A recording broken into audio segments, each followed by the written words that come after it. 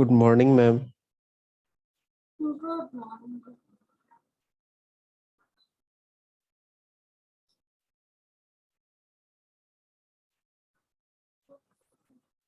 आज बहुत कम लोग ज्वाइन किया हो, क्या बात है? क्लास खत्म नहीं हुई है क्या करना है?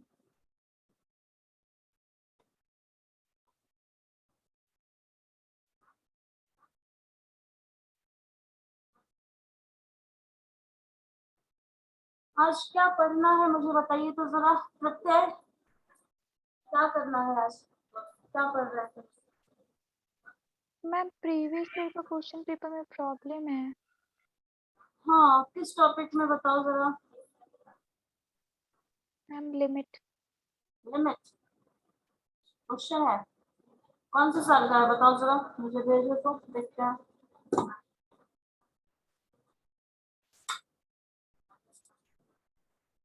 लिमिट तो बता दिए थे ना, लिमिट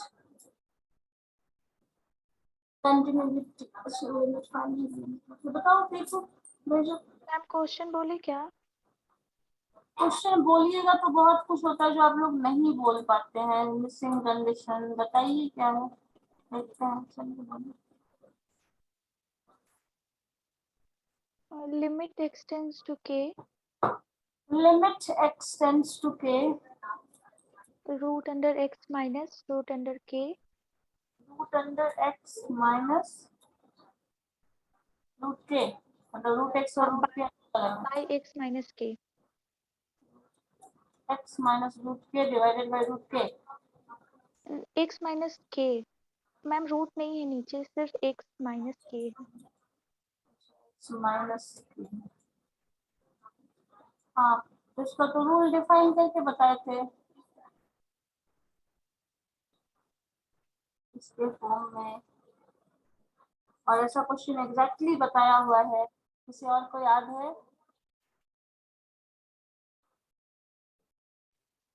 ये है ना, के नहीं x to the बताएंगे। power x to the power 3 minus 8 minus x to the power 3 minus a to the power 3 divided by x minus a limit x tends to a। ये बताए थे, देखो तो जरा।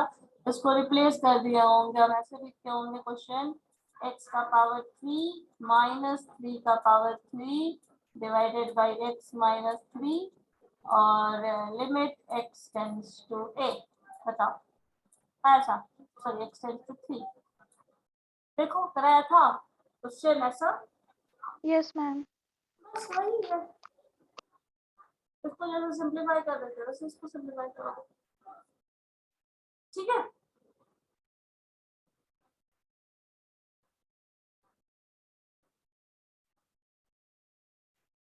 उसी फॉर्म में है ना।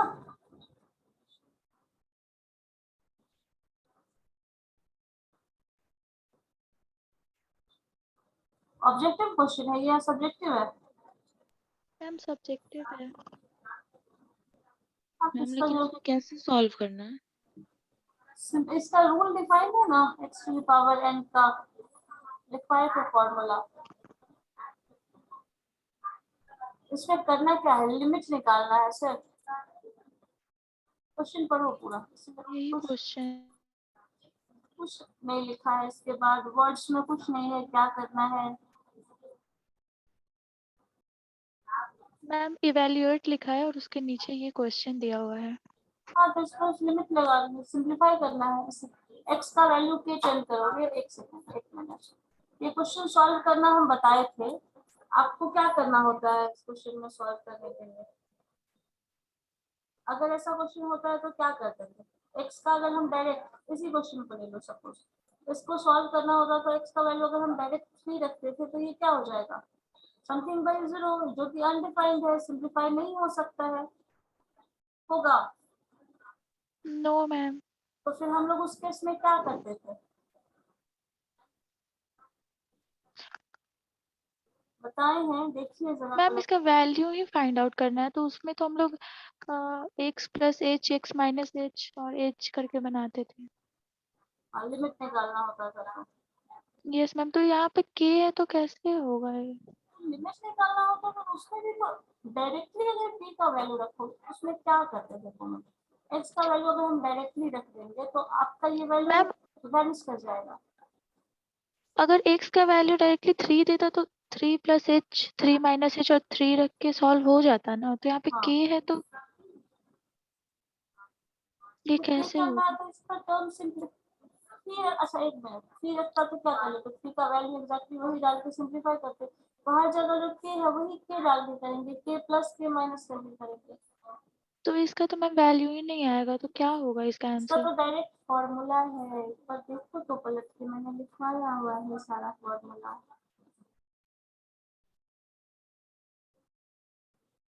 n का पावर समथिंग करके देखो नहीं कराया हुआ है उसका फॉर्मूला लिखवाया हुआ है। मैम x का पावर n माइनस a का power n by x minus a, ये फॉर्मूला। हाँ तो मैम इसका na का पावर n यहाँ पे लिख सकते हो ना इसका पावर 1/2 हो जाएगा ये यहाँ पे माइनस के का पावर 1/2 है और ये आपका x माइनस के है यस मैम, तो हो जाएगा 1/2 k और यहाँ पे का आपका power x 1/2 limit minus x 1। Tends to के है। यस मैम, हो गया, समझ गए। बस यही तो है इसका डायरेक्ट रिलेशन दिया हुआ है।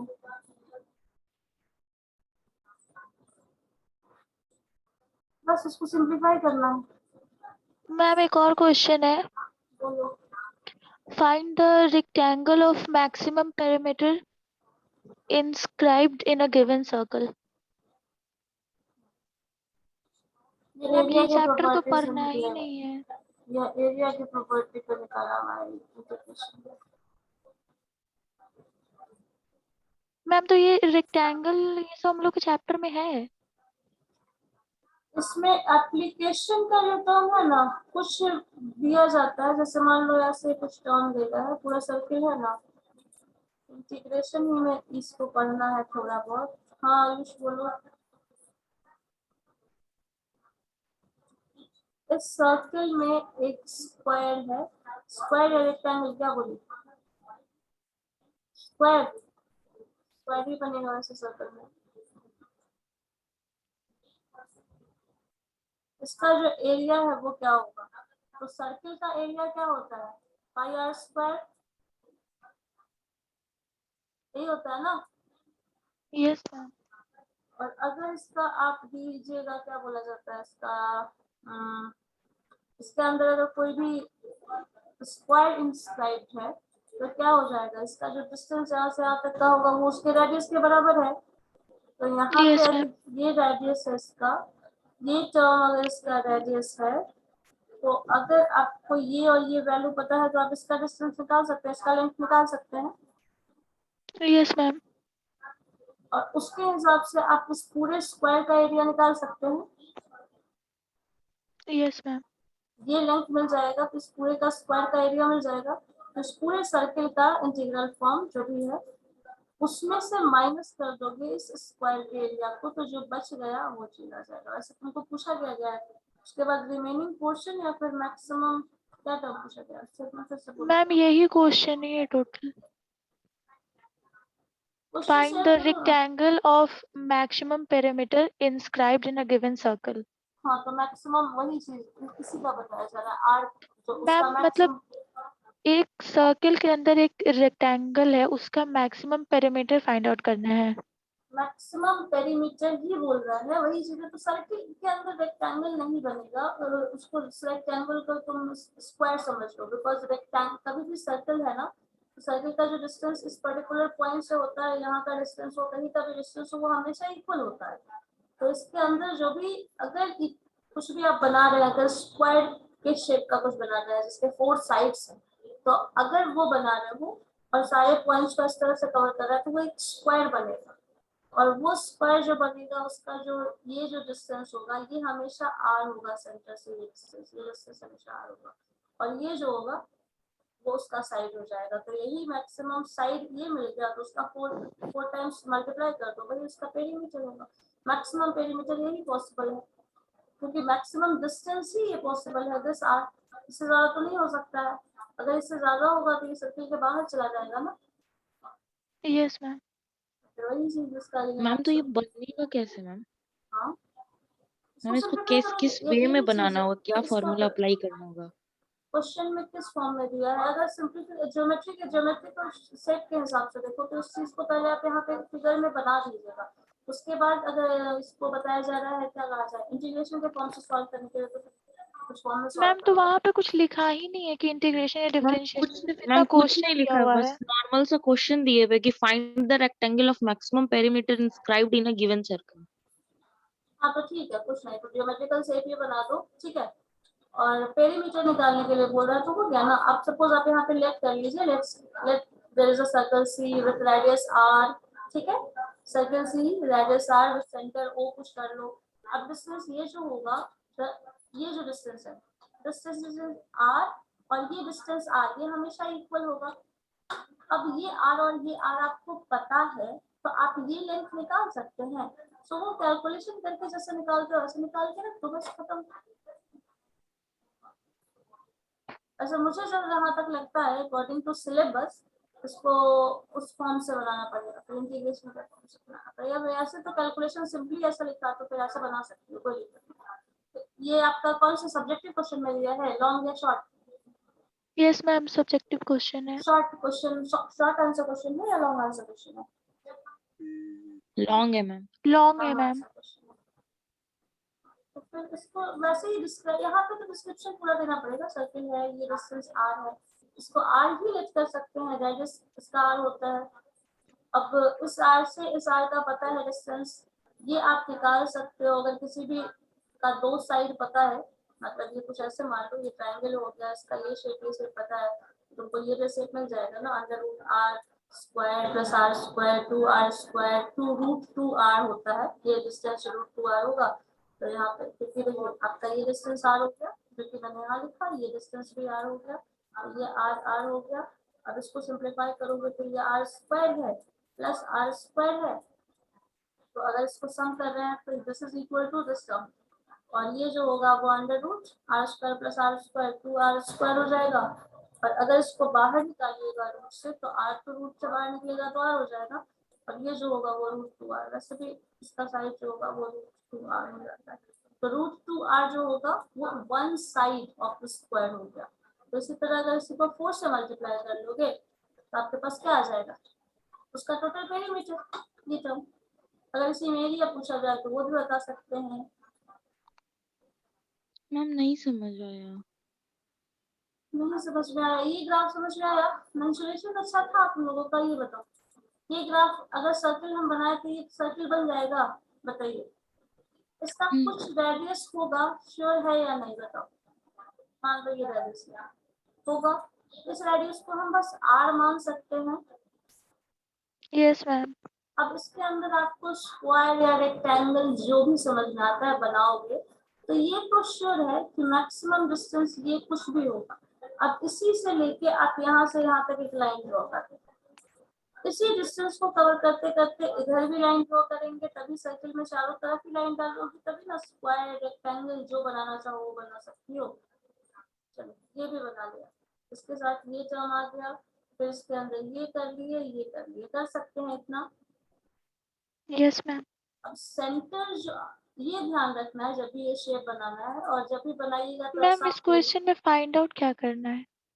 Perimeter of this square, circle के अंदर एक्सपेरिमेंट करो, एक काम करो, घर पे कुछ रखो, सर्कुलर है, उस सर्कुलर के अंदर कुछ ड्रॉ करो, मैक्सिमम किस लेंथ का तुम स्क्वायर बना सकती हो कोई भी सर्किल पे, किस लेंथ का बनाओगे मैक्सिमम, और उसके बेसिस पे इसका पेरीमीटर बताना है। तो ये पेरीमीटर 10th में पढ़े होंगे, 9th में पढ़े होंगे, जो वो टर्म। सो स्क्वायर इंस्क्राइब्ड है सर्किल के अंदर, ठीक है। यही चीज बनाया, मतलब जैसे कुछ समझ लो सर्कुलर कुछ रख लो ना, क्या होता है, कुछ कड़ा वड़ा पहनती हो ना तो उसको रख लो ऐसे, उसका शेप बनाओ, उस शेप के अंदर आपको मैक्सिमम ये डिस्टेंस, ऐसा मैक्सिमम होने का मतलब ये है कि ऐसा बनाइए ना कि ये जो टर्म है इससे ज्यादा और लार्जर स्क्वायर रेक्टेंगल हम नहीं बना सकते इस सर्कल के अंदर, क्योंकि इससे ज्यादा बनाएंगे तो उसके बाहर चला जाएगा।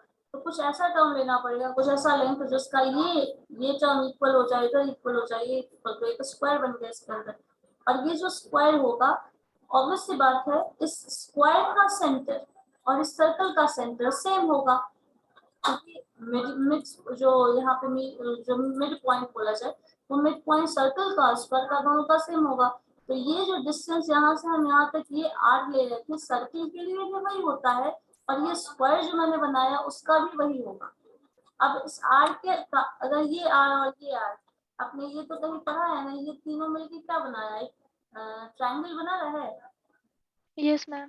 और ट्रायंगल का लॉ पढ़े हो कि अगर ये दोनों साइड इक्वल हो तो ये जो होता है वो क्या हो जाता है, अगर ये राइट एंगल ट्रायंगल है, सॉरी जस्ट दोनों को ऐड करते तो उसके इक्वल होता है वो ये वाला। इसके हाइपोटेन्यूज उसके इक्वल होगा।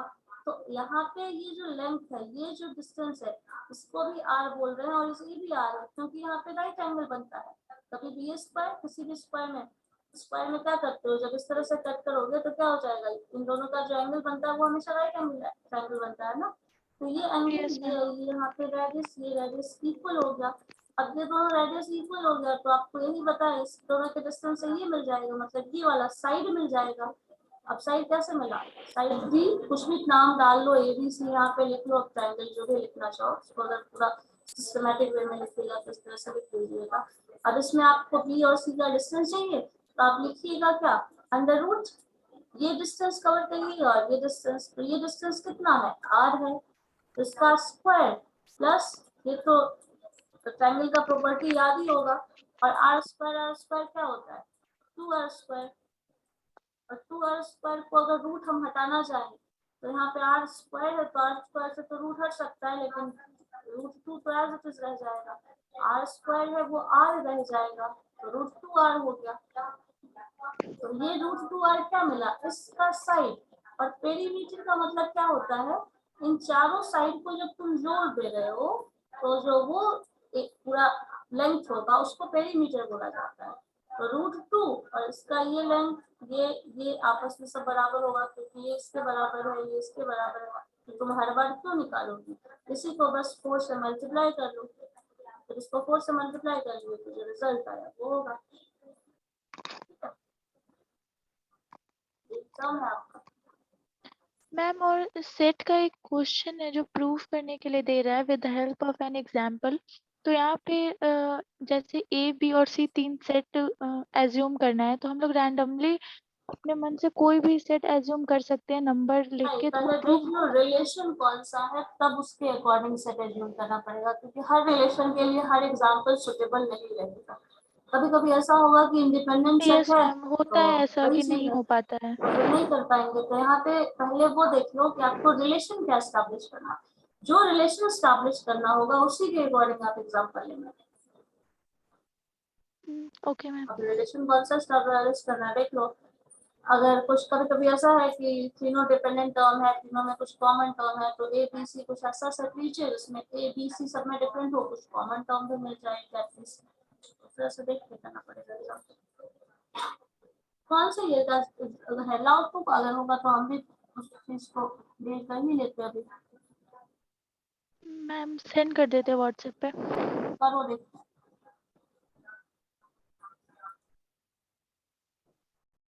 ऑब्जेक्टिव क्वेश्चंस बन जा रहे हैं सब लोगों से, कुछ लोग बोल रहे थे no objective ma'am. Questions discuss करने के लिए, नहीं बन रहा है। ये शेयर कर दो तो जरा शेयर करो, एक तो कुछ होगा मेरे पास भी। मैम लिमिट और कंटिन्यूटी एक बार एक्सप्लेन कर दीजिए। Limit and continuity, yes explanation या फिर एग्जांपल एक्सप्लेनेशन सब कुछ बता दें। मैम स्टार्टिंग से एक बार वो दोनों बता दीजिए, जैसे मैक्सिमम मिनिमम बताई थी लास्ट क्लास। Yes ma'am. चलो ठीक है, limit and continuity, okay just a second. चलो वही बता दो तो फिर क्वेश्चंस का क्वेश्चन। मैम एक और मुझे क्वेश्चन है एक काम उसको करना, बता दीजिए ना। कौन सा क्वेश्चन है बताओ, किस चीज से टॉपिक। मैम एचपी निकालने के लिए बोल रहे हैं, एचपी क्या होता है? एसपी हार्मोनिक प्रोग्रेशन होता है। मैम तो ये हम लोग को पढ़ना है। एपी जीपी जो भी एपी पढ़ी हो ना उसका जस्ट एचपी इनवर्स होता है। मैम तो क्वेश्चन है if a b c are in GP and हाँ। X y and AMS between A, B and C, BC respectively, then prove that X, B and Y are in HP. ठीक है, एक minute रुको, question पे हम आते हैं। AP ma'am GP का क्वेश्चन भेज हाँ दिए हैं आपको। बता रहे हैं, एक सेकंड रुक जाओ। एपी एचपी एपी और एचपी जीपी तीन नाम सुने हो ना। एपी जीपी जो हम लोग पढ़े हैं, सुनिए। एक मिनट, एपी जीपी पढ़े हो ना, बस ठीक यस है, मैम। कितना ही पढ़ना है। एचपी में क्या होता है, जस्ट जो भी, जैसे इसको 2 4 6 को क्या बोलते हो आप, एपी में है तो 1/2 1/4 1/6 इज इन एचपी, बस खत्म हो गया। यही इसका कॉन्सेप्ट है। तो कभी भी एचपी को एचपी के फॉर्म से सॉल्व नहीं किया जाता है, उसको जस्ट एपी में कन्वर्ट कर दो, फिर सिंप्लीफाई कर दो, जैसे मैं निकालते वैसे निकाल दो, दोनों में एक ही टर्म है। एपी अगर पता है तुम्हें तो कभी भी एचपी का सॉल्यूशन एचपी के फॉर्म में नहीं किया जाता। एचपी का मतलब ही है 1/AP। अगर एपी की जगह हम ये एपी 2/246 की जगह हम ऐसा कुछ लिख दें 1/2 1/4 और 1/6 जो है वो एपी में है, सपोज हम ये बोले, तो 246 जो होगा वो एचपी में चला जाएगा, दैट्स इट। यही दोनों में रिलेशन है। तो कभी भी अगर कोई सीरीज एचपी में बोला जाता है मतलब आप डायरेक्टली 1/x करके उसको एपी में कर लो, अब सिंप्लीफाई कर लो। मैम तो HP का अपना कोई कैरेक्टरिस्टिक्स नहीं है। कुछ नहीं, एपी एचपी है बस हार्मोनिक। एचपी का मतलब सिर्फ रेट होता है। एचपी मैम तो कभी भी अगर AP टर्म होता है ना, HP का अपोजिट है। हाँ एपी का inverse, not opposite, yes ma'am inverse. Inverse होता है। 1 2 है तो 1/2 इज इन एपी। अगर 2 एचपी में है तो 1/2 एपी में होता है। और कभी भी अगर फॉर्मूला वगैरह भी डिराइव जो कुछ भी होता है, सारा ऑपरेशन एचपी में अगर बोल दिया जाए, मान लो ये एचपी में है तो उसको डायरेक्टली क्या कर लिया जाता है, एपी में कन्वर्ट कर लिया जाता है, 246 में कन्वर्ट कर लेंगे, अब इसको सिंप्लीफाई कर देंगे, खत्म, बस इतना ही करना, यही प्रोसेस ही है उसका। और जो तो फॉर्मूला मैम ये सॉल्व कैसे होगा फिर, तो इसको इन्वर्स करके सॉल्व करेंगे। बस पहले एपी निकाल देना है, जो एपी आएगा उसको जैसे 1/, एपी में कर देना निकालती है। हो, जैसे एपी का सारा ऑपरेशन पता है ना, वैसे कर लो। अब यस मान लो लिखा है 246 आई इन एचपी। अब तुमको ये सीधा सा नंबर समझ में आता है कि एचपी में है, सिंप्लीफाई कर लोगी जैसे करते हैं। ये एचपी का नहीं पता तुम्हें सॉल्यूशन, तुम इसको एपी में कन्वर्ट कर लो। एपी में करने का मतलब ये हो गया कि ये 1/2 हो गया, 1/4 हो गया और 1/6 हो गया, ठीक है। अब तुम्हें निकालना है कॉमन डिफरेंस, तो कॉमन डिफरेंस क्या निकालोगी, 1/4 माइनस 1/2 कर लो, ठीक है। यस मैम हो अब इसी जाए। में an कर लो, वही चीज करना है, a प्लस n जो भी करते हैं, क्या करते हैं, यस मैम समझ में आ बस गया वही मुझे। काम यस करना मैम। है, मैम यही चीज करना रेसिप्रोकल कह सकते हैं मैम, इनवर्स इसको नहीं बोलेंगे, वही है। मैम बोलेंगे। मतलब एचपी दिया भी रहे तो उसको हम लोग एपी कर देंगे। But relation is the inverse. Inverse आप मैट्रिक्स पढ़ रहे हैं तो आपको इनवर्स वैसा लग रहा है ना।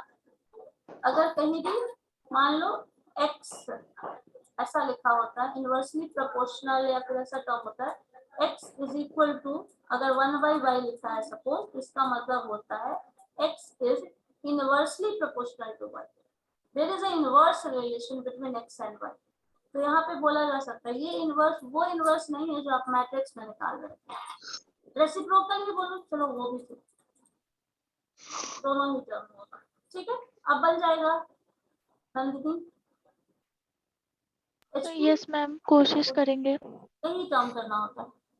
ऐसा क्वेश्चन मुझे शेयर कर दिया, हम देख के बता देंगे वो क्लास में। Yes ma'am. चलो बताओ और क्या बता रहे थे, कंटिन्यूटी एंड लिमिट आपने डिस्कस करने के लिए कहा ना। लिमिट और यस मैम कंटिन्यूटी में पता नहीं कैसा कंफ्यूजन है, खत्म ही नहीं हो रहा है। चलो देखते हैं, एक काम करो, शुरू से हम एक कहानी सुना रहे, बैठ कर सुनो ध्यान से, ठीक है। अब मैं आपसे यस मैम। कहानी मैम कौन सा स्टार्टिंग कहानी से। मैम? देख लेते हैं कौन सा कहानी, थोड़ा मैथमेटिकल कहानी, मैथमेटिकल कहानी है। चलो देखो क्या करना है, बहुत सारा टर्म पढ़े होगे, सुने हो अभी तक जो भी।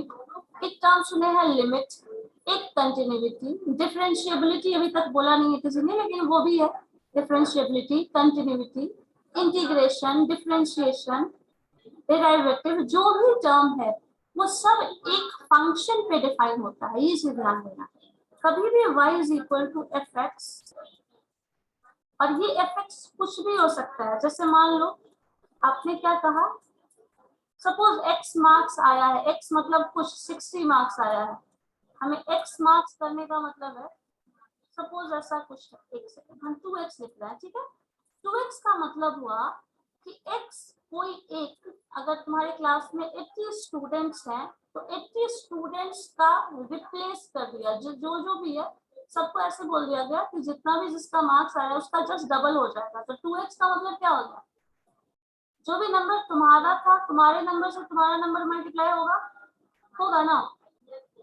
बताओ, एग्जिस्टिंग नंबर जो भी आया है आप लोगों को सबका डबल हो जाएगा। तो क्या हो जाएगा, x इंटू 2। अगर इसी में हम ये कुछ कर देते 2 इंटू 60 कर ले सपोज, तो 60 जो होगा वो क्या हो जाएगा, किसी का फिक्स पर्टिकुलर नंबर होता है। 2x कर देने से क्या हो रहा है, 2x जब हम लिख रहे हैं तो ये उस स्टूडेंट की बात हो रही है जिसका रोल नंबर 1 हो, उसका मार्क्स जो भी हो उसको 2 से मल्टीप्लाई कर दो, सेकंड रोल नंबर जो भी है उसका मार्क्स जो आया उसको ये फॉर्म में कन्वर्ट कर दो, और या फिर x का वैल्यूज निकाल के चले जाओ और रिजल्ट बना के चले जाओ। कभी भी इसी एक फंक्शन का, जो function 2x, 2x square, 3x cube कुछ भी हम लिख दें, यहाँ पे मान लो 3x टर्म लिख दे रहा है, ये जो भी फंक्शन है वो x पे डिपेंडेंट होगा। मतलब कभी भी फंक्शन जनरेट किया जाता है तो कोई एक टर्म ऐसा जरूर होता है जिसपे हमारी डिपेंडेंसी होती है, कुछ भी टर्म हो। अगर हम x को फिक्स कर दें, कुछ भी फिक्स कर दें, तो यहाँ पे फिक्स वाला केस आ जाएगा कि वही पर्टिकुलर नंबर हमेशा होगा। लेकिन अगर सिचुएशन के अकॉर्डिंग सब कुछ चेंज कर रहा है, जैसे जैसे सिचुएशन बदल रहा है, क्या हो रहा है, टाइम बदल रहा है तो बाकी सारे फैक्टर्स भी बदल रहे हैं, सिचुएशन बदल रहा है तो रिएक्शन भी बदल रहा है। तो जहां पे हम किसी एक चीज पे डिपेंडेंट छोड़ देते हैं वहां पे ये फंक्शन आता है, और जहां भी फंक्शन आता है ये फंक्शन या तो कंटिन्यूअस होता है, या तो इसका लिमिट एग्जिस्ट करो, या तो डिफरेंशिएबल है या नहीं, या तो इसको इंटीग्रेट करो, जितना भी टर्म इन्वॉल्व होता है सिर्फ और सिर्फ इस फंक्शन पे ही वर्क करता है। अब ये फंक्शन आप सिंपली ये सोच सकते हैं कि x का जो जो वैल्यू आप रखिएगा, एक चीज यहाँ पे थोड़ा सा हम इनिशिएटिव ले लेते हैं, x का वैल्यू रखो, x का वैल्यू सपोज 0 रखोगे, क्या आएगा रिजल्ट, बताओ तो जरा इधर। 0 Yes, 20 ma'am, 0 zero 0 plus x 0 का 0 वैल्यू 1 होगा तो क्या हो जाएगा, 1 x का 2 वैल्यू प्लस 1 3 5 5 हो 5 जाएगा, x का वैल्यू 2 रखो, क्या आएगा, 11 6 2 है तो 2 का स्क्वायर होगा अच्छा 4, 14 हो 4 जाएगा 4 मैम, 8, 14 14 14 14 हो जाएगा। 4 और 6 ना, 4 2 4 8, यहाँ पे 4 हो गया, 4 2 4 8, और यहाँ पे क्या हो गया 6, 8 और 6, 8 से 14 ठीक है, हो गया।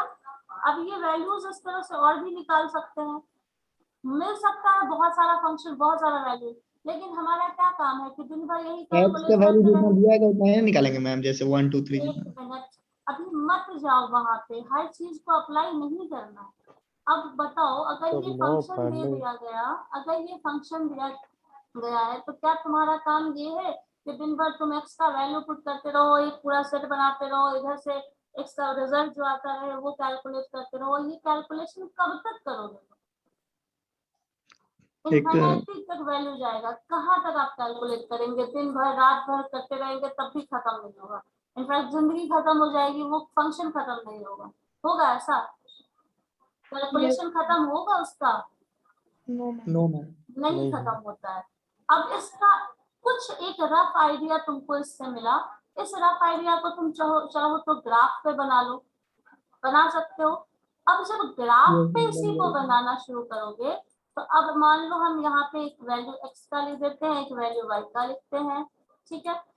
अब आपने x का वैल्यू क्या रखा 0, तो y का वैल्यू 0 आया, मतलब ये पॉइंट आ जाएगा। x का वैल्यू आपने 1 रखा तो y का वैल्यू क्या आया है 5, तो ये यहाँ पे आ गया। फिर इसी तरह x का वैल्यू आपने 2 रखा, 1 रखा था तो ये आया, 2 रखा तो ये आ जाएगा, यहाँ से वैल्यू 14 आ रहा है। अब यहाँ से देखो ये फंक्शन आपको ये दिख रहा है इंक्रीज कर रहा है वैल्यू, बताओ यस मैम हमें पूरा वैल्यू नहीं पता और हर वैल्यू पे हम इतना सिंप्लीफाई करके इंफिनिटी तक जाके चेक नहीं कर सकते। तो यहाँ से हमें ये एक रफ आइडिया मिल गया कि इंक्रीज करता है, लेकिन कभी कभी हमारे पास ऐसे फंक्शन भी होंगे जिस केस में हम इतना भी सिंप्लीफाई करके नहीं चेक कर सकते हैं। ठीक है, तो यहाँ पे दो टर्म पहले समझिए। कंटिन्यूटी क्या है? कंटिन्यूटी ये है कि इस पॉइंट के बाद इस पॉइंट पे, इस पॉइंट के बाद इस पॉइंट पे, इस पॉइंट के बाद कोई और पॉइंट आएगा, कोई और पॉइंट के बाद कोई और पॉइंट आता चला जा रहा है, और इस तरह से ये इनफाइनाइट तक चलता चला जाएगा ये ग्राफ। कहीं भी ये ग्राफ ब्रेक नहीं हो रहा है। अगर ये ग्राफ इस तरह से ब्रेक हो जाता, कट होता कहीं, मान लो यहाँ से ग्राफ यहाँ तक जाता, कुछ ऐसे होता, यहाँ से लेके यहाँ तक ग्राफ जाता है और इसके बाद ये पॉइंट ब्लैंक है, इसके बाद कंटिन्यूअस जा रहा है, तो ये क्या हो गया? यहाँ से यहाँ तक तो आप कंटिन्यूअस पाथ को फॉलो करते हुए जा रहे हैं, लेकिन इस पाथ को आप फॉलो नहीं कर रहे हैं। जब इस पाथ को आप फॉलो नहीं कर रहे हैं तो क्या हो गया? यहाँ पे डिसकंटिन्यूटी आ गया। ठीक है, डिसकंटिन्यूटी मतलब डिस्कनेक्ट हो गया पाथ। मतलब समझ लो रास्ते पे जा रहे हैं, यहाँ पे इतना बड़ा गड्ढा आ गया, अब यहाँ पे जब तक ओवरब्रिज नहीं दिखेगा या फिर कोई और ऑप्शन अल्टरनेटिव नहीं होगा तब तक हम इस पाथ को फॉलो करके नहीं जा सकते। तो ये फंक्शन ऐसा है जो यहाँ तक तो कंटिन्यूअस आ रहा था, इस पाथ को फॉलो कर रहा था कंटिन्यूअसली, लेकिन ये पाथ फॉलो नहीं कर रहा था क्योंकि ये कुछ वैल्यू है जिसके लिए ये वैलिड नहीं है। हो सकता है अगर किसी का हम बोले -5 मार्क्स आया है तो क्या ये वैलिड है? अगर नेगेटिव मार्किंग नहीं है तो -5 मार्क्स आएगा किसी का? तो -5 पे आपके क्लास का मार्क्स डिफाइंड नहीं है, तो हम यहाँ पे बोलेंगे वो कंटिन्यूअस नहीं है। लेकिन ये सब जो टर्म्स है इसको हम जब इनिशियल लेवल पे समझते हैं तब हम इसको ग्राफ में देखते हैं। ग्राफ में हमें इसलिए देखना पड़ता है क्योंकि इसका कॉन्सेप्ट ग्राफ से ही लिया गया है, लेकिन जब इसको सिंप्लीफाई करना पड़ेगा तो ये सिंपल फंक्शन है तो तुम कर लिए, बहुत सारा ऐसा फंक्शन होगा जिसका आप ग्राफिकल फॉर्म ला भी नहीं पाएंगे, जिसका ग्राफिकल फॉर्म आपको नहीं पता। sin x का ग्राफिकल फॉर्म पता है किसी को? e⁻x का ग्राफ कैसा होता है पता है? log x का ग्राफ कैसा होता है पता है? कुछ लोगों को पता होगा, कुछ लोगों को नहीं पता होगा। तो इस केस में क्या होता है, हर बार ग्राफ पे सॉल्व करके लाना, या फिर मान लो ग्राफ पे आपको सॉल्व करने के लिए पूरा पेपर चाहिए, इस तरह का अरेंजमेंट, स्केलिंग, मेजरमेंट सब करोगे, उसके बाद आप ग्राफ पे बना के बता सकते हो कि ये कंटिन्यूअस है या नहीं है। ठीक है, लिमिट एग्जिस्ट करेगा या नहीं है, ऐसा हम बिना ग्राफ के नहीं बता पाएंगे। लेकिन हर बार इतना पेपर इस्तेमाल करना, सॉल्व करना, हर क्वेश्चन को इतना टाइम देना है पॉसिबल? ये भी प्रैक्टिकली पॉसिबल नहीं होगा। जैसे तुम इसका पूरा सॉल्यूशन, x का पूरा वैल्यूज रियल नंबर से लेके आओ, यहाँ पे वैल्यूज रखो, वैसे नहीं कर सकते। वैसे ही इसमें भी हम सॉल्यूशन नहीं कर सकते। अब कंटिन्यूअस है या नहीं ये चेक करने के लिए हम लोगों को क्या करना पड़ता है? दूसरा अल्टरनेटिव ऑप्शन यूज करना है। कभी भी जब भी जो अगर कहा जाए, जितना भी मेंसुरेशन पढ़े हो, अगर आपने पढ़ा होगा ना मेंसुरेशन का कुछ टर्म्स, जैसे अभी डिस्कस कर रहे थे, वो सर्किल का अगर स्क्वायर का जो भी वैल्यूज है, टर्म्स निकालो, सिंप्लीफाई करो, रिजल्ट निकालो, ट्रिगोनोमेट्री का ये एंगल कितना होगा, जब भी ये सारे टर्म्स पढ़ते हैं तो ये सब कुछ क्या होता है, इनिशियल लेवल पे जब पढ़ते हो तो इसको अलग अलग टॉपिक में, एक भी टॉपिक में अलजेब्रा पढ़ते हो, इसको अलजेब्रा में पढ़े होगे तो शुरुआत में अगर याद हो कुछ टर्म अगर इसी में x का वैल्यू एंगल के फॉर्म में दे दे तो फिर उसको ट्रिगोनोमेट्री में पढ़े हैं। अगर इसी x का वैल्यू एक सर्किल या स्क्वायर, अगर मान लो हम फंक्शन ये दे दे, suppose y is equal to pi r square होता है ना, अभी पढ़े थे ना पाई आर स्क्वायर, तो पाई आर स्क्वायर हम यहाँ पे कर दें और r जो है उसको x से रिप्लेस कर दें। अब x का जो जो वैल्यू डालोगे अकॉर्डिंग टू आपका सर्किल बनता चला जाएगा। इसका वैल्यू 1 डालोगे तो एक सर्किल छोटा सा बनेगा, 2 डालोगे ऐसा सर्किल बनेगा, 3 डालोगे सर्किल इस तरह का बनेगा, इस तरह से बनता चला जाएगा और कितना आप बनाते चले जाएंगे। अब इस तरह से जो ग्राफिकल फॉर्म है, ट्रिगोनोमेट्रिक फॉर्म, जो भी फॉर्म्स है वो अप्लाई करना आसान नहीं होता है हमारे लिए। तो अब सारा कुछ सॉल्यूशन जो हम लोग हायर लेवल पे जब चले जाते हैं तो यही करना होता है। एक फंक्शन है y = f(x), इस फंक्शन को हमें जो भी सॉल्यूशन करना है लास्ट में इंटीग्रेशन और डिफरेंशिएशन के बेसिस पे निकाला जाता है। और इंटीग्रेशन डिफरेंशिएशन में जो तुम dy बाई dx पढ़ते हो, dy बाई dx निकालते हो, ये टर्म बताता है रेट ऑफ चेंज। मतलब जैसे जैसे ये चीज अभी वापस से ग्राफ वाला याद हो तो आपका 0 था, यहाँ से फिर 5 आया था, फिर यहाँ पे 14 आया था। तो ये जो चीज है वो क्या बता रहा है, जैसे जैसे x का वैल्यू हम बदल रहे हैं वैसे वैसे y का वैल्यू किस तरह से चेंज हो रहा है। तो x में जो चेंज हो रहा है उसकी वजह से y में क्या चेंजेस आ रहा है, तो इसको रेट ऑफ चेंज भी बोला जाता है। अगर हम ये बता दें किस रेट से ये चेंज कर रहा है बिना ग्राफ बनाए, ये बता दें किस रेट से ये चेंज कर रहा है, तो उसी रेट ऑफ चेंज को हम डिफरेंशिएशन में पढ़ते हैं। और इस चेंजमेंट के बाद जो एरिया कवर हो रहा है वो चीज हम इंटीग्रेशन में पढ़ते हैं। तो अब ये चीज जब आप डिफरेंशिएशन में पढ़ रहे हैं तो ये चीज देख रहे हैं हर जगह आपको पता है ये वैल्यू बदला तो यहाँ पे ये रिजल्ट आया। कितना हम ग्राफ बनाने का काम ही नहीं करेंगे, हम इस चीज को उस फंक्शन को डिफरेंशिएट कर देंगे। तो जब फंक्शन डिफरेंशिएट करेंगे, जो हमारे पास 2x स्क्वायर प्लस 3x एक फंक्शन था, इस फंक्शन को जब आप डिफरेंशिएट करिएगा तो 4x और प्लस 3 जो आएगा ये बताता है कि इस रेट से बदल रहा है। मतलब पहले जो कुछ भी रहा हो, जैसे आपको पता है ना, कभी मान लो कभी ऐसा सुने हो सैलरी वगैरह का 10% इंक्रीमेंट, 5% इंक्रीमेंट। सो 5% 10% आपको सिंपल सा लैंग्वेज में समझ में आता है तो वो क्लियरली समझ में आ जाता है कि 5% इंक्रीमेंट का मतलब जो भी अमाउंट है उसका 5% इंक्रीज। यहाँ पे रेट ऑफ चेंज का मतलब है कि जैसे जैसे x में चेंज कर रहे हो y में इस तरह के का वैल्यू चेंज आएगा। और यही चेंजमेंट हमें बता रहा है कि उसका रेट क्या है और वो कंटिन्यूअस, और इसी के बेसिस पे डिफरेंशिएबल और कंटिन्यूअस का नाम आता है। अब तुमने पूछा कंटिन्यूटी, ग्राफ के टर्म में वही चीज बता दिया गया कि आप इसको बोल रहे हैं तो ये कंटिन्यूअस है। हाँ निशा बोलो। मैम डिसकंटिन्यूटी किस केस में होता है? जैसे ग्राफ पे आप बताएं कभी कभी देखो एक मिनट बता देते हैं, कभी कभी ग्राफ क्या होता है, जैसे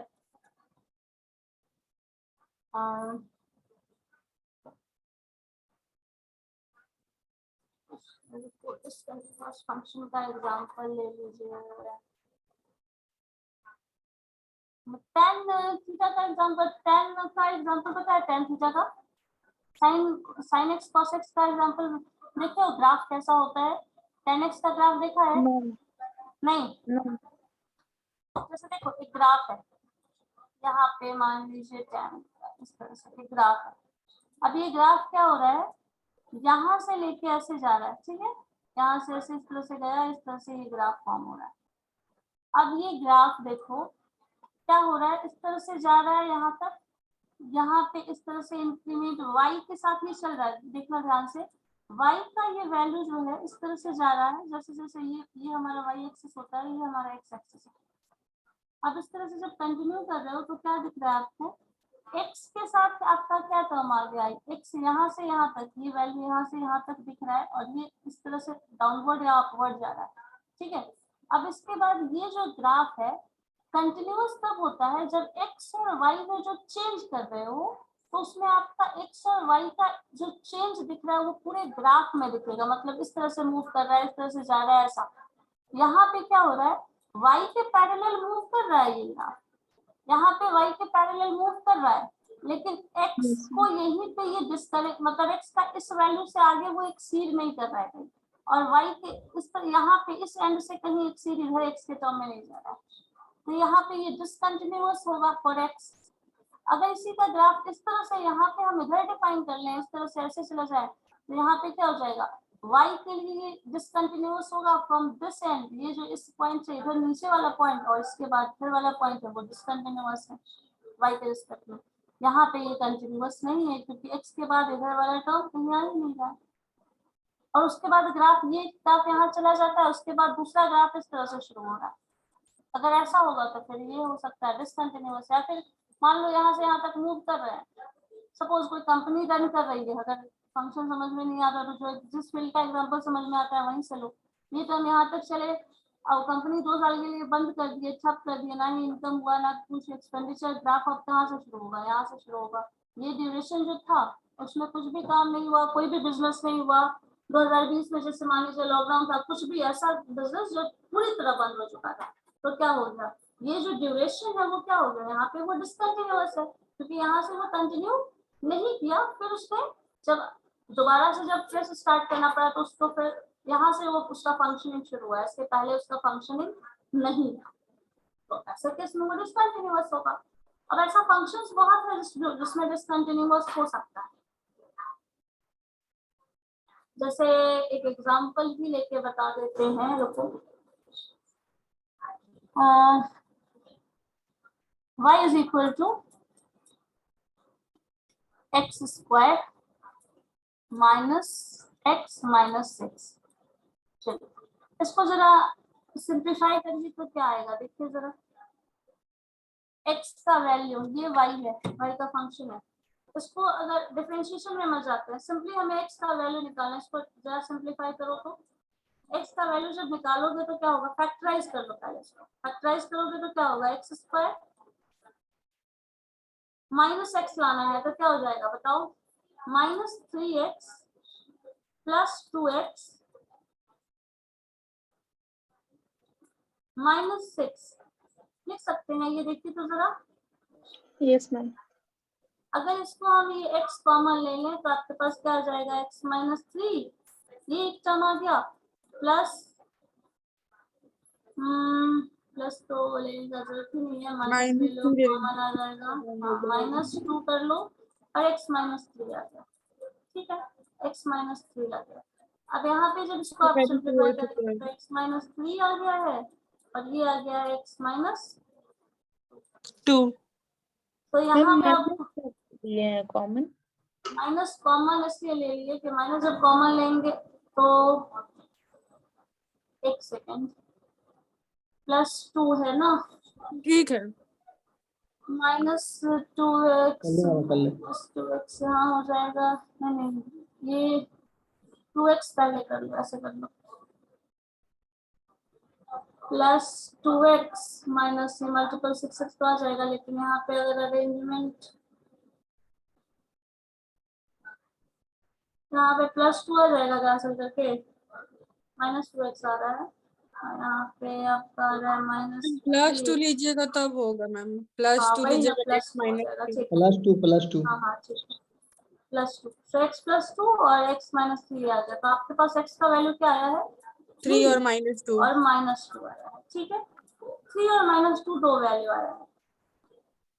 अब यहाँ से जरा सोचना, वापस से आ जाओ, x का वैल्यू जो जो आप रखते हैं, अगर इसको थोड़ा सा हम वापस से उस तरह से देखें, x का वैल्यू आप रखिए 0, रखिए 1, इस तरह से निकाल सकते हो, 0 रखोगे तो क्या आएगा, माइनस x आ जाएगा, इसका वैल्यू, x का वैल्यू अगर 1 रखोगे तो कुछ डिफाइंड होगा, यही टर्म है ना, फिर तो माइनस 6 ही आ गया 1 में भी। उस माइनस 6 आ जाएगा कैसे, 1 करोगे तो फिर आपका 1 करोगे तो वैल्यू अलग आएगा ना, यहाँ पे 1 हो जाएगा, यहाँ पे आपका माइनस 1 हो जाएगा, अच्छा कैंसिल हो जाएगा तो 6, ठीक है, इस तरह से 2 करके वैल्यूज निकालोगे। अब यहाँ पे एक टर्म हम लोग मैक्सिमा और मिनिमा पढ़े थे, जब आपको वो कंटिन्यूटी को अगर ग्राफिकली और मैथमेटिकल टर्म में समझना है तो एक काम करो, पूरा दिन तो मैक्सिमा माइनस मिनिमा करा बताया हुआ था याद है, तो मैक्सिमा Yes, मिनिमा ma'am. में आपके पास x का वैल्यू निकलता था, जो x का यहाँ 2 वैल्यू आया है, तो मैक्सिमम और मिनिमम पॉइंट अगर हमें निकालना है तो क्या करते थे याद है, डबल इसको पहले डेरिवेटिव करते थे पहले स्टेप में, डिफरेंशिएशन के बाद रिजल्ट निकालते थे, ठीक है वही कर दो, y इज इक्वल टू क्या था equation, x square minus x minus 6, इसका पहला स्टेप मैक्सिमम मिनिमम निकालने में क्या करते थे बताओ तो जरा, डबल डिफरेंशिएशन करते थे पहले। फर्स्ट टाइम डिफरेंशिएट करेंगे पहले, तो y डैश आ जाएगा 2x माइनस 1, यहाँ पे x का एक ही वैल्यू आएगा, फिर इसका सेकंड स्टेप पे क्या डबल, करते थे, फिर x का वैल्यू निकालते थे इक्वेशन 1 तब से। इसका y dash is equal to 0 कर लेते थे सेकंड स्टेप Yes, में, ma'am. दैट और means 2x is equal 2x minus 1 is equal to 0, zero. तो x इज इक्वल टू 1/2 हो जाएगा डायरेक्टली, चलो ठीक है, x का वैल्यू 1/2 आ गया, अभी x का वैल्यू 1/2 आया है, फिर अब डबल उस पॉइंट पे हाँ सेकंड डेरिवेटिव निकालेंगे, वो मैक्सिमम मिनिमम मिलेगा हमें। तो अब देखो एक चीज वो Yes, भी ma'am, कर two लो, आएगा अगर भाई। यहाँ पे ना y डबल डैश जो आएगा वो 2 आ गया, तो अगर ये 2 आ गया तो क्या होगा, ग्रेटर मैम देन 0 इसका है तो मिनिमम मिलेगा, मिनिमा आ जाएगा मैम। तो मिनिमम का जो जीरो वैल्यू से होगा ज्यादा वो है तो 1/2 होगा। हाँ बोलो क्या बोल रहे थे। तो हो गया मैम, 0 से ज्यादा है तो मिनिमम हाँ होगा। मिनिमम होगा। अब ये मिनिमम मिला तो अब तुमको ग्राफ में देखोगे तो यहाँ पे ग्राफ x का वैल्यू 1/2, मान लो सपोज ये 1 है, यहाँ पे 1/2 वैल्यू है। अगर x का वैल्यू 1/2 होता है, 1/2 x का वैल्यू का मतलब ये पॉइंट होगा। इससे जिस तरह से जैसे एक्सीड करेगा वो वैल्यू हम निकालते चले जाएंगे। अब मिनिमम मैक्सिमा में ये चीज समझ में आया, मान लो कोई ग्राफ है जो यहाँ से शुरू ही हुआ है, जैसे इसके पहले वाला ग्राफ, एक ग्राफ था अभी जस्ट हम लोग कर रहे थे, 0 से शुरू हो रहा था, यहाँ पे 0 वैल्यू आ रहा था, यहाँ पे 5 वैल्यू आ रहा था, 14 वैल्यू आ रहा था। दोनों चीज को एक साथ समझो क्या है, ये 14 वैल्यू आया है, यहाँ से इधर का ग्राफ मिला था क्या हम लोगों को। और अगर उसमें कंडीशन डाल दिया जाए कि आर का आप जो भी नंबर यहाँ पे ले रहे हैं, अभी जस्ट जो इक्वेशन था हमारे पास क्या था, एक्स स्क्वायर 2x² + 3 ये वैल्यू था ना, इसमें आपने वैल्यूज रखा था एक्स का, तो क्या मिला था, एक्स का वैल्यू 0 रखे थे, तो 0 रखा था तो हमें मिला था वैल्यू 3 आएगा। 0 आया था, ये आया था 1 रखे थे तो 5 आया था, 2 रखे थे तो 14 आया था। और यहाँ पे कंडीशन डाल दे x का वैल्यू जो भी है वो सिर्फ पॉजिटिव हो, ग्रेटर देन 0, तो यहाँ से इधर का ग्राफ मिलेगा हमें, किधर बोला? इधर का, इस 0 के नीचे कहीं भी और कोई ग्राफ मिलेगा इस पॉइंट से बाहर, नहीं मिलेगा। तो यहाँ पे आप बोलिएगा कि ग्राफ यहाँ पे डिसकंटिन्यूअस है, 0 के बाद वाला ये पोर्शन जो है वो डिसकंटिन्यूअस है। अब इसी को मैक्सिमम मिनिमा के हेल्प से भी बताया जा सकता है, उसमें भी करेंगे जब, लेकिन दोनों चीज का कॉन्सेप्ट समझ में आ जाएगा तब। अब हम लोग चेक कैसे करते हैं कंटिन्यूअस है या नहीं ग्राफ, ये याद है, बताया था मैंने, कंटिन्यूटी कैसे यस चेक मैम, करते हैं, एक्स का वैल्यू फिर से रख देंगे तो हो जाएगा। कंटिन्यूटी चेक कैसे करते थे, मैम Continuous एक्स का है या वैल्यू नहीं? रख के, एक्स का वैल्यू रख के दे। लेकिन एक्स Yes, का वैल्यू जो हम लोग रखते थे, कोई भी इक्वेशन रखे तो एक्स का वैल्यू, अगर एक्स का वैल्यू कंटिन्यूअस कभी भी पूछा जा रहा है, मान लो 3 पे पूछा जा रहा है, तो कभी भी कंटिन्यूअस किसी पर्टिकुलर पॉइंट पे पूछा जाएगा, डिफरेंशिएबल कभी भी किसी पर्टिकुलर पॉइंट पे पूछा जाएगा, क्योंकि ग्राफ जो है वो इस पॉइंट पे कंटिन्यूअस है या नहीं, ये बताओ। यहाँ से ऊपर जा रहे हो तो इस पॉइंट पे कंटिन्यूअस नहीं है, क्योंकि इसके बाद इधर का क्वेश्चन नहीं आ रहा है।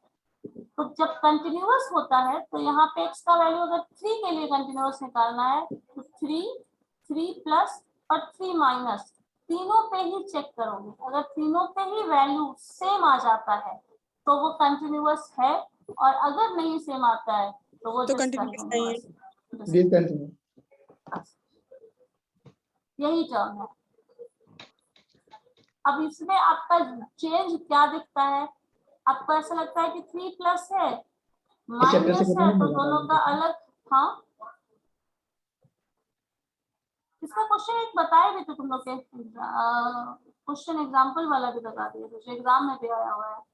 मैम एक बार प्रीवियस ईयर का क्वेश्चन पेपर करवा दीजिए ना। ठीक है वही करवा दें, और कुछ नहीं कराना मुझे, बाकी है ना, और कुछ नहीं करने का जरूरत है, क्वेश्चंस करा ले पिछले 2-3 साल का। Yes ma'am, yes ma'am, 60 question paper करवा दीजिएगा ना तो पूरा चैप्टर का हम लोग का पूरा उसका रिवीजन हो जाएगा। ठीक है, तो 17-18 का करवा दें। यस मैम, जो कराइए यस क्योंकि मैम, टाइम कल करवा दीजिए 17 और 18 का दोनों का। 17 एग्जाम शुरू होने वाला है। हाँ 20 से है ना, मैम 17। 17 से। सही है। अच्छा हाँ तो 6 दिन है मैम, एक सप्ताह। ठीक है, तो मतलब इस वीक एक, अच्छा कल परसों है ना, कल परसों है। मैम उसमें बहुत सारे ऐसे क्वेश्चन है जो कि सिलेबस में भी नहीं है, जैसे फीट वाला है कुछ। उसको कन्वर्ट करके पूछता, वैसे क्वेश्चन में ज्यादा मत इन्वॉल्व हो, ऑप्शन यस मैम, हमेशा कोई रहता है, तो जो चीज किए हो ना उसी को करो, उसी में थोड़ा अगर एडवांस करना है, थोड़ा सा एनहांस करके कुछ ऐसा टॉपिक कवर करना है तो कर। मैम क्वेश्चन देखे थे मैम, डिफरेंस इंटीग्रेशन डिफरेंशिएशन ज्यादा है। यस मैम, इंटीग्रेशन से भी ज्यादा आया है और वो पार्शियल फ्रैक्शन ये सब आया है ज्यादा। यस मैम मेन ठीक है, तो उसका हम बताते चलेगा क्या नेक्स्ट क्लास में। मैम क्वेश्चन पेपर ही करवा दीजिए ना, कल 18 और 19 का करवा दीजिए ना। 18 19 दोनों एक दिन तो नहीं होगा ना, उनको मैथ है। तो मैम 19 का केवल ऐसे करवा तो नहीं, दीजिए फिर। ऐसे तो नहीं है ना, क्या बोला जाए। एक कराइए ना मैम, 19 वाला करा दीजिए। डिस्क्राइब है कर तो दें। 1st ईयर का मैम 5 दिन है, तो 5 दिन में 5 साल हाँ का ठीक है, जैसे 5 दिन में 19। 5 साल का कवर करते हैं, तो उसको कवर करने का कोशिश करते हैं, ठीक है। मैम एक कल ही एक से दिन करवा में दो, दीजिए। ठीक है कल ही करवा देंगे, कोई दिक्कत नहीं। मैम मेरे हम तो पास शुरू 13 में ही से क्वेश्चन है, 2013 से क्वेश्चन मेरे पास है, कल करेंगे। 13 से उतना ज्यादा मत जाओ, 15 से करो ना, 15 के बाद। या फिर 15 से शुरू करो, उधर का इधर का कर दो। 18 19 ठीक है मैम। 19 का है ना, यस 19 मैम। एग्जाम हुआ था। मैम 15 19 का पूछ लीजिए, कल पहले कौन सी 19 का बता कराइए। 20 दीजिए। में नहीं हुआ था, तो 19 तक का तो कर सकते हैं, ठीक है, वहां तक का कर लेते हैं, ठीक है। Yes ma'am. उसके पहले मैम का कल मतलब कौन से ईयर का क्वेश्चन पेपर करवाइएगा? कल सीक्वेंसली मुझे पहले भेजो ना, 15 के बाद तक, तो 15 से शुरू करेंगे। 15 से मैम मैम कराइए। मर्ज पीडीएफ आपको भेज दिए हैं व्हाट्सएप पे, 2014 से 19 तक का मर्ज है उसमें सारा क्वेश्चन पेपर। मैम 15 से कराइए, 14 से। हाँ, ज्यादा पहले जाने से कोई फायदा नहीं है। ठीक है, 15 से करवा लेते हैं।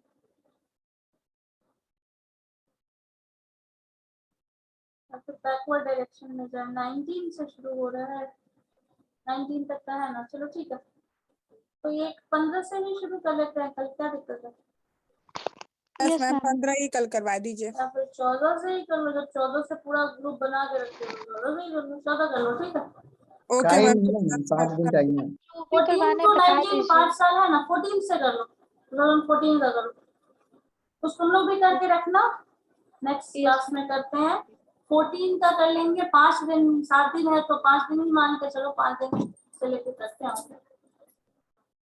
बाकी कुछ कुछ टाइम हो सकता है एक्स्ट्रा भी लगेगा कुछ क्वेश्चंस को बताने में। यस मैम हो जाएगा, क्योंकि आपका डेली क्लास है।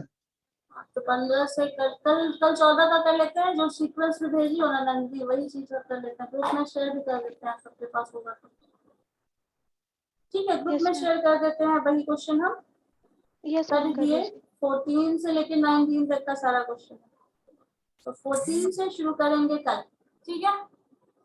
Thank you ma'am. चलो वही करते हैं, ओके।